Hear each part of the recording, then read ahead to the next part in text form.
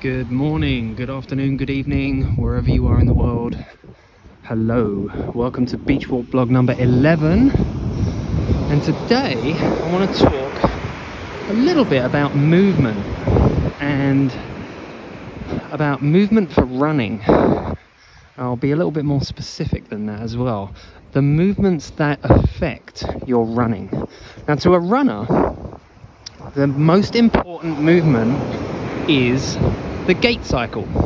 How the gait cycle is put together by your body, by your brain, by your muscles, by your fascial system, by your nervous system.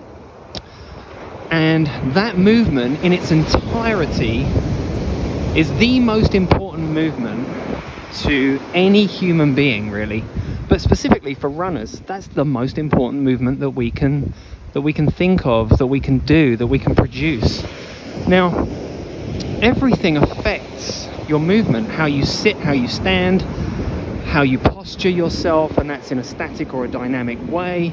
It's your strength training affects your gait, it affects how you move, because as I've talked about previously on the Beach Walk blog, strength training affects how your joints move, and that can be in a positive way, or it can also be in a negative way, because the gait cycle demands specific movements that strength training or specific strength training, specific training movements, like for example squats, will demand different movements, and they'll strengthen joints in certain ways that will change how you move. And that's really simple, really obvious, really, because the body is a floating structure. There's nothing supporting it, it supports itself. And how we move is based on what's called length-tension relationships at joints. And those length-tension relationships are affected by everything we do. Because if you train your hips to produce an external rotation movement much stronger and much more frequently than you train your hips to produce internal rotation, then it's going to change how you move, because you're going to be dominant in external rotation. That's kind of just obvious. But that affects how you move in your gait cycle. How you move your hips affects how you move your knees, it affects how your back moves, it affects how your spine moves, it affects how your shoulders move, it affects how your neck feels and functions. It also affects how your knee and your foot move. So these things, how we move, how we posture, how we train our body, is so important for a runner, which is why I created the Sling Method. So I want to talk about an elite triathlete called Lucy Charles Barkley. Now, she's an amazing triathlete, absolutely amazing, world champion. She's won multiple Ironmans, she's an incredible runner, she's an incredible swimmer, and she's an amazing cyclist. And she's just had, or just suffered, should I say, a stress fracture of her left hip. Now, there was a few comments that were like, well, why would she be suffering a stress fracture if she's an elite athlete? Surely her movement would be really great if she's an elite athlete. Well, as I showed on a video that I did the other day, that she actually has a different stride pattern on her left stress fractured hip than she does on her right non-stress fractured hip. And if we listen to the experts that she went to see in Austria, who have diagnosed this movement pattern issue that she has as something that was created by how she swims. Dun dun dun! Whoa, hold on a second. So the problem with her running wasn't from her running, the problem with her running was from her swimming. Well, hold on a second. Don't injured runners go and swim when they're injured? Aren't runners told, go and do some swimming because that's going to be the best thing you can do for your injured body and for your running body, because it's non-impact? Well, again, the same things apply to swimming as they do for running, because we still have the same length tension relationships at our joints to think about. We still have the way we move to think about, and we still have all of those imbalances that are going to change how we move and change how much force we can put into our swim stroke or into our kick or whatever. And also there's one giant elephant in the room, which is, which side do you breathe to? And this is what the problem for Lucy Charles Barkley was, apparently, according to the experts that she's working with in Austria. She only breathed to one side, and that created a functional scoliosis in her spine, so a non-neutral curvature, left to right curvature of her spine, which therefore, according to Fryet's laws of spinal movement, we know that if we change the way that the spine moves, we're going to change the way that the pelvis moves, and if we change the way the pelvis moves, we're going to change the way that our feet land, or the way our legs tell our feet to land. So this stress fracture that Lucy Charles Barkley has suffered has actually come from swimming. Now, who'd have thought that? Who'd have thought that? Well, it's kind of obvious really when you think about it. Like I said a few minutes ago, everything you do affects everything you do. So if you're swimming for the however many years Lucy's been swimming for, like 25 years or so, and you only breathe to one side, it's just like a golfer who only swings a golf club in one direction with a huge amount of power. You're going to become one-sided dominant, or one pattern movement dominant. So whether that movement is right to left rotation with the torso, so anti-clockwise rotation with the torso, or if it's let's say she's a swimmer and she's breathing to her right side, she's going to be rotating her torso clockwise much more than she's going to be rotating her torso anti-clockwise, and that means that her pelvis is going to be better rotating to one direction than the other, because what we have at the torso transfers to the pelvis and vice versa, which also then transfers to the legs and transfers to the feet, which changes how we land. Okay, so if you are doing something that changes how you move, changes the length tension relationships at your joints, that is going to change everything about your body. It's going to change the entire system of movement. It's not just going to change what occurs at that joint, that's going to knock on everywhere else. So what I want to do now is I want to talk to you about things that you might be doing or might have done in the past that have changed how your body moves, how you move through your gait cycle. Now, think just simple things, something you do every day. You sit on the sofa. All right, you sit on the sofa. Do you sit sideways on, or do you sit straight on? When you sit on the sofa, do you cross your legs? Is one of your legs like this? This is externally rotated, this is internally rotated. All right? If you sit like that, and you do that very frequently, i.e. every day, or you do it for long periods of time, i.e. 30 minutes, 1 hour, 2 hours, 4 hours, however long you sit on the sofa for, that is going to change how you move. Something else, for any female that's had a baby, you've gone through 9 months of pregnancy, and that changes everything at your pelvis. It changes your spine, it changes your shoulder girdle, it changes everything. Okay, so these things will change how you move. It's really obvious when you think about it, because if you didn't do something to change it back, then it's going to stay. It's going to stick. It's going to be there with you for a long time until you change it. Okay?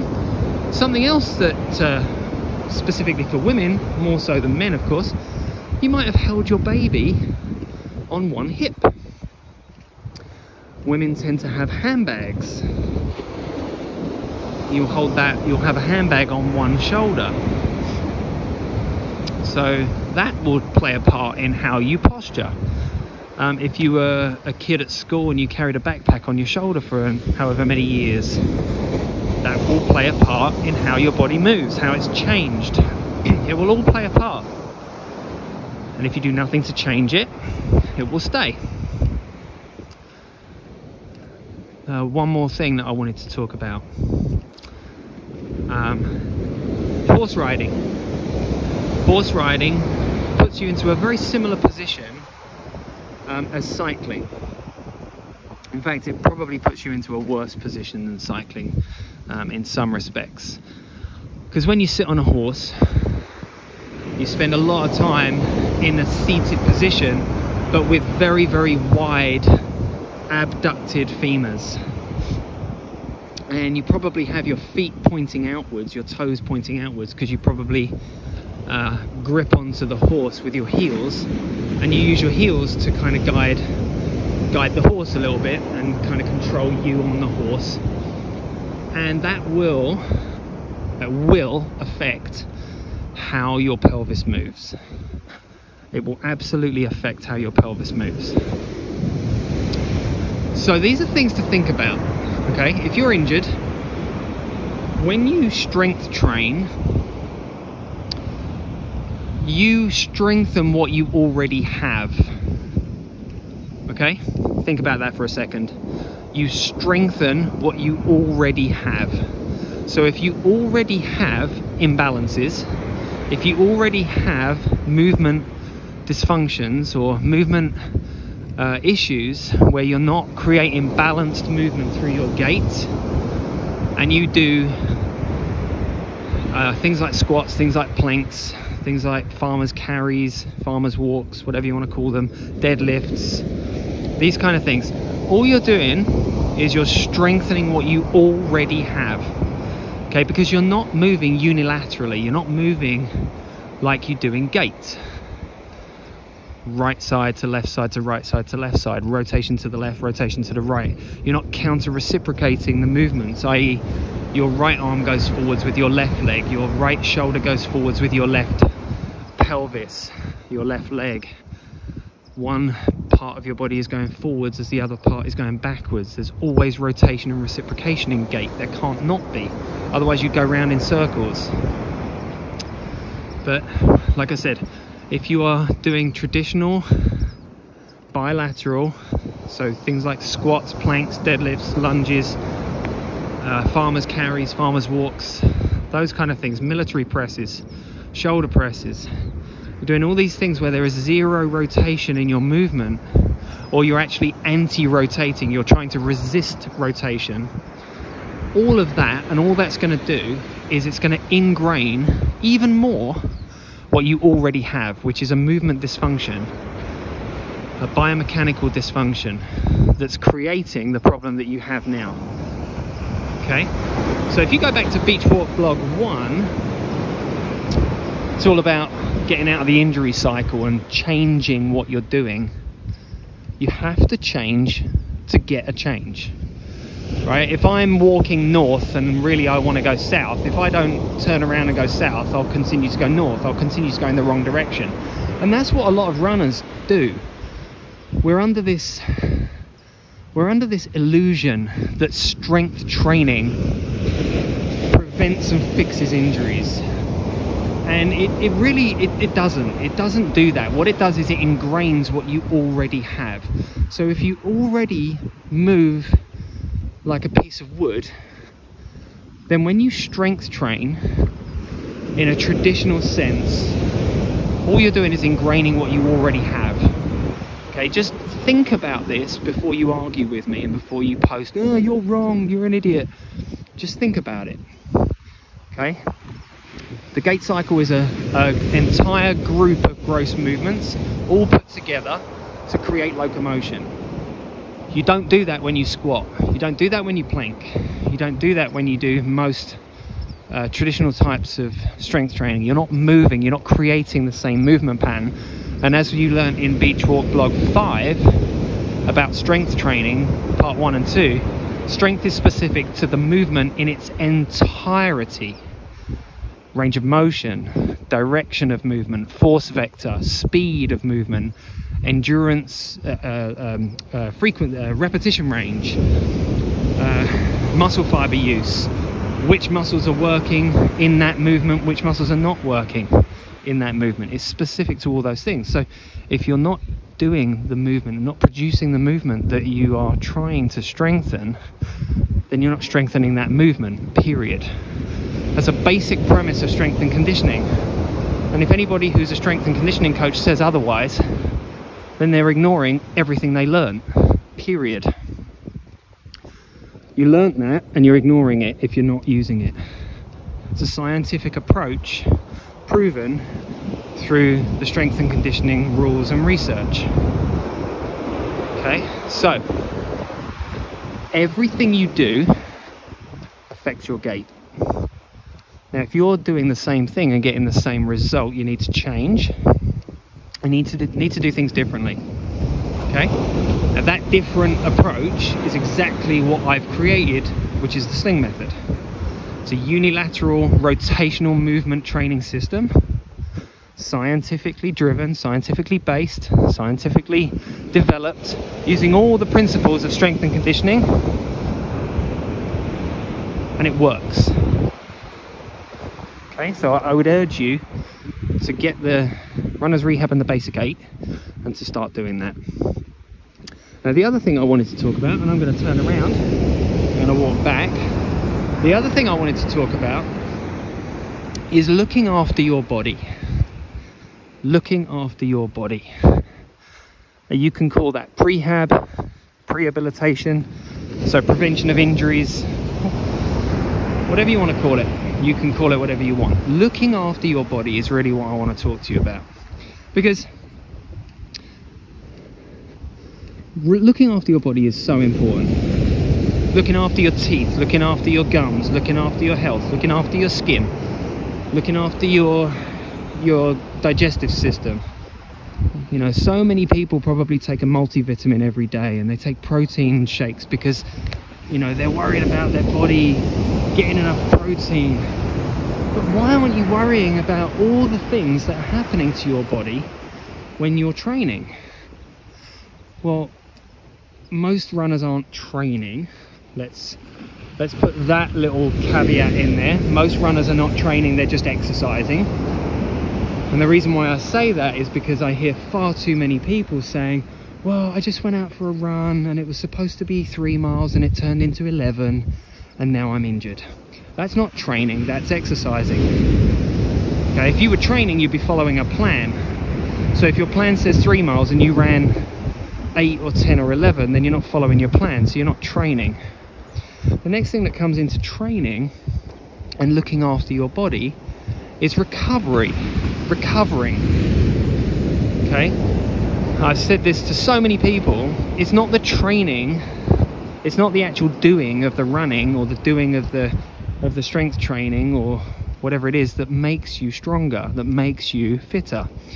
It's the recovering from the working out, from the training, that makes you fitter and stronger. Because if you're not recovering from it, then you're not going to be able to repeat it. And if you're not recovering from it, then you're actually breaking your body down. You're breaking it down. So, you know, for the last, say, 6-7 months, I've been running twice a week and I've been getting gains. I've been improving. My running's been improving. I've been getting faster. I've been getting fitter by only running twice a week. Well, how am I doing that? How is it that new runners, beginner runners, are being told you have to run 6 times a week? That's crap. That's the biggest load of crap I've ever heard. How is a new body, a new person to running, going to be able to recover from the running and the training that they're doing? You're not. There's no way that you're going to recover and you're going to go into every session with an unrecovered body, an unrecovered tendon that's getting overused because your movement is not good, because you're still carrying the dysfunctions and the poor movement patterns that you created when you were a kid. Right? You haven't fixed them, you just ingrained them, and now you want to run. I hope some light bulb moments are going off here. So I was getting improvements, and I still am getting improvements, and I was only, up until just recently, I was only running twice a week. Well, the way I did that, and the reason why that was able to occur, was because every run I did, I was fully recovered. Now people are going to throw their arms up and go, oh, but you have to run because you're going to lose your fitness. No, you're not. You have to recover from what you're doing in order to then be able to stimulate your body and overload your body in order to create the change that you need to recover from, or create the stimulus that you need to recover from. Now, a new running body, or a new person who's just started running, doesn't need to create a lot of stimulus in order to change, in order to adapt, in order to evolve as a runner. But what it does need is recovery time, because those changes, those stimulations that you're putting into your body's not used to that, so it's gonna need recovery time to evolve and adapt and change and get better. It's going to need to recover, and that recovery time is going to take longer, because if your body isn't used to the stimulus that you're giving it, it's going to cause more damage for less. Right? The more experienced a runner you are, the longer you've been running, the bigger the stimulus needs to be in order to make a change, which is why the fitter you get, the harder it gets to get more fit, or the harder it gets to become even fitter. Think about it. If it takes a percentage increase to create a stimulus that your body then changes from, if I run 50 miles a week, that percentage is much bigger. Right? Not the percentage, but the percentage that it creates, that it needs. So let's say it's 10% change, or 10% extra stimulus. 10% of 50 is a lot more than 10% of 10. Yeah, so it needs a bigger stimulus, or it needs a bigger time commitment, or a bigger frequency commitment, or a bigger intensity commitment, because it's a bigger amount, a percentage of a bigger amount. Okay, so new runners do not need massive amounts of stimulation in order to change, in order to get that change that you're looking for. So here's what I would do. I did run twice a week and do loads and loads of walking. Right? Because the change that you're trying to get is the change to the gait cycle. You're trying to get aerobic gains.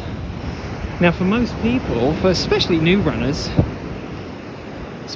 runners, I'm going to be honest here, your fitness is really not very good, right? Because you haven't done it yet, and that's okay. I'm not having a dig at you. I'm just saying that your fitness isn't very good. That's why you're a new runner. So the stimulation to get your body to change doesn't have to be that much, because your fitness level is quite low, right? But the recovery time that your body will need is going to be quite high. So, like I said, run twice a week, and then go and do loads of walking, because what you're trying to do is you're trying to use the gait cycle as much as possible in an aerobic environment to get the change that you want. You're using the levers, you're using the muscles of gait all the time when you walk. Makes sense, right?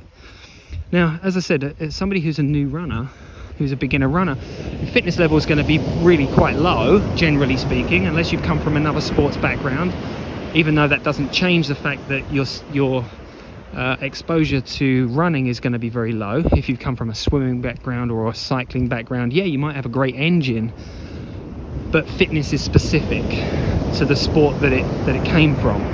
Okay, so if you've come from a background of basketball, you'll be used to running and impact and changing direction.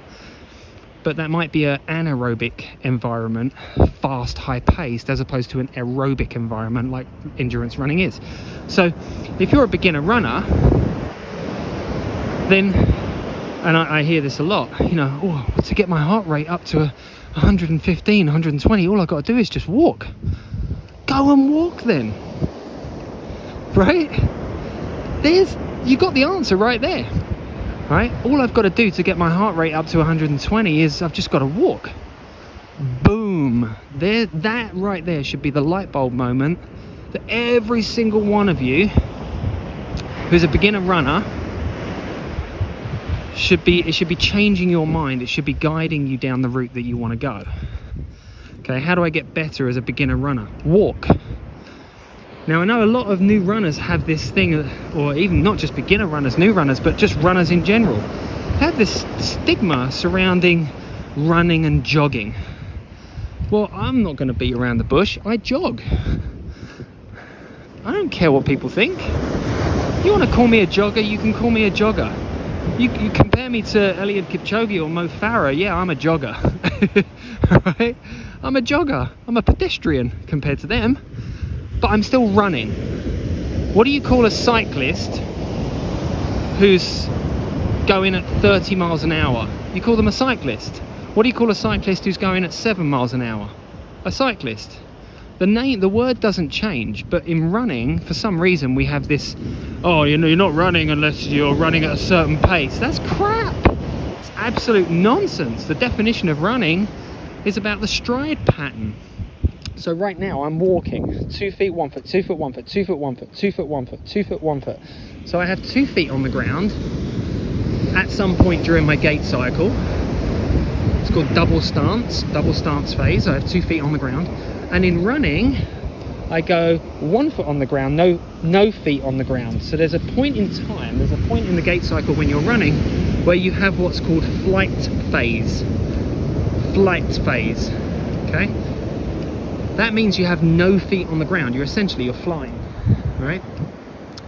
Now, it doesn't matter what speed that occurs, and you can ignore anything from a crappy website that says running occurs at 6 miles per hour. Crap. Running, the change from walking to running occurs when you have flight phase in your gait cycle. So 2 feet off the ground. As soon as that occurs, you are running. Okay, so ignore this thing about jogging. Oh no, I can't be a jogger. Yeah, you can. Of course you can. I'm a jogger. I'm a jogger. I'm also a runner. I run, but I run at different speeds. Right? Just because I'm not running or not sprinting at the speed that Usain Bolt sprints at doesn't mean I'm not a sprinter. Right? So forget that word jogging, forget the word running, it doesn't matter. What it is effort level, energy output, heart rate, exertion level, rate of perceived exertion. It doesn't matter. What matters is how it's produced, whether it's walking or running. Okay? Jogging is just a word for a slower paced run. That's all it is. But get that out of your head about, oh no, I can't be a jogger. Whatever. I mean, take it or leave it. It doesn't matter. Anyway, getting back to beginner runners. Go for a walk. Go for a walk. Because walking is going to get your heart rate up. Especially if you're a new runner, it's going to get you aerobic. And what are you trying to be? If you're trying to be an endurance runner, you're trying to be an aerobic monster. That's what you're trying to be. Right? Who would win out of Eliud Kipchoge and Usain Bolt in a 100-meter race? Well, of course it would be Usain Bolt. Who would win out of Eliud Kipchoge and Usain Bolt in a 10k or a half marathon or a marathon? Well, obviously it's going to be Eliud Kipchoge, right? They're different athletes, different energy systems, they train differently. All right, so as a beginner runner, you're trying, or as a beginner endurance runner, you're trying to be an aerobic monster. So you need to focus on the movement of gait. Okay, that's your movement that you need to focus on. So if I was going to do arm wrestles, I'd probably want to focus on biceps and shoulders and pecs. right? I probably wouldn't worry so much about my legs, although my legs would still need to be relatively strong. But my arm wrestling arm needs to be much stronger, right? As a runner, there's a movement there that you need to think about. And you need to think about all your historical injuries, and you need to think about when you go out and run, the little niggles that you get. If you ignore those and you don't work on taking care of your body, you brush your teeth twice a day, maybe 3 times a day, but you don't look after your body when you run. And don't tell me you stretch, because stretching is a complete and utter waste of time. And in fact, actually probably it is scientifically proven, before you argue, proven to damage fascia. And you don't want to be damaging fascia, because that is what is giving you the springy energy return when you run. So damage that, and you're going to be in injury very soon. Okay, I stopped stretching, I don't know, 12 years ago, 10 years ago now, and it's the best thing I ever did, was to stop stretching. Oh my goodness, best thing I ever did. Got my life back, got my running back. I'm now running again, you know that. But you have that movement of gait, and you must start taking care of your body. You must start taking care of your body. Don't ignore niggles. You wouldn't ignore a toothache, so why are you ignoring a niggle in your knee, or a niggle in your ankle, or a niggle in your calf, or your Achilles, or your hip, or your back, or your neck? Why are you ignoring this? Right? You have a toothache, you go to the dentist. Right? You have a cough, or a continuously dry sore throat. You'll go to a doctor, and you'll see an MD. Right? So why are you ignoring these things that your body's telling you? Every run that you go on, it's a chance to learn from your body. It's a chance to listen, pay attention, and go, what's my body telling me today?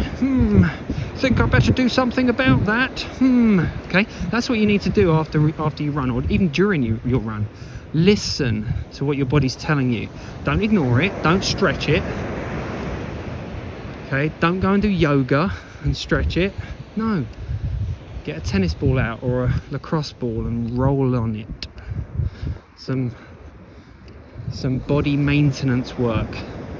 And before you tell me, oh no, that's a load of crap, it isn't. Research has proven that it isn't. And if you believe in massage, or massage, if you want to call it that, then what you're doing is essentially the same as what you do when you roll on a tennis ball, or roll on a lacrosse ball, or a baseball, or a cricket ball, or a foam roller. A little bit different, of course, but it's essentially the same thing. And if you do 10 minutes a day of myofascial work, body maintenance work, that's more than a 1-hour massage once a week. And it's only 10 minutes a day. God, can it get much better than that? No. So that's what you should be doing. And if you're an injured runner, or a new runner, this is exactly what you should be doing. I'm a new runner. I need to work on my form. I need to work on how I run. Right? These are the things that swimmers do. You get in the water and you start working on your swim stroke and improving your technique. Well, there was a comment on one of the groups. A guy said, well, my 4-year-old granddaughter runs effortlessly. Yeah, of course she does. She's 4 years old. She hasn't adapted to anything apart from being a human, right? You're a 40-year-old. You've adapted to spending most of your life sitting in a chair and being dysfunctional. It's what you've adapted to. It's no wonder you're full of injuries and riddled with, every time you get to a 5k your knee plays up, or every time you get to a 10k your plantar fasciitis flares up. But yeah, keep stretching it. Yeah. All right. Look, these are things that as a new runner you absolutely need to know, and you absolutely should be doing something about. the first thing you do as a beginner runner is not just go and run, it's, is my body prepared for it? I need to start with some body work, okay? Making my body balanced. Because as we've learnt from Lucy Charles Barkley, even things that we're being told, like swimming's really great for you, if you do it wrong, if you do it with, I only breathe to one side, you're going to create imbalances. And what she's done is created a scoliosis, an imbalanced curvature of the spine, which affects how you move, it affects how your foot lands, and it affects everything every time you move. It's inevitable. It's inevitable that that's going to break at some point. It's inevitable, especially with her being an Ironman athlete who's putting in 40-hour training weeks. It's inevitable that that's going to happen. Okay, there we go. That is Beach Walk Vlog 11. As always, went on a little bit longer than I thought it was going to go, but you know, it's a Beach Walk Vlog ramble. So next week, or next Beach Walk Vlog, because I don't know when that's going to be, I'm going to talk about training errors. Talk about training errors. What are you doing wrong? And what could you do to make it right? What could you do to be better? Well, I covered some of that in today's Beach Walk blog with just either following your training plan, not running 11 miles when you should have been running 3, working on the movement that you want to be better at, which is gait, the gait cycle, and just becoming a better functioning, better moving human being. And there we go. I'm going to leave it on that note. Take care. Have a fantastic weekend. Talk to you soon. Bye bye.